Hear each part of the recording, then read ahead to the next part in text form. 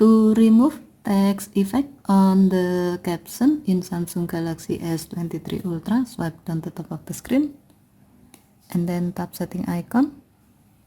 Scroll down the screen to find accessibility. Tap accessibility and then tap hearing enhancement. Tap caption preference and then tap caption size and style. While the caption style is set to custom, scroll down the screen, tap add style and then select none. Now the text effect on your caption has been removed.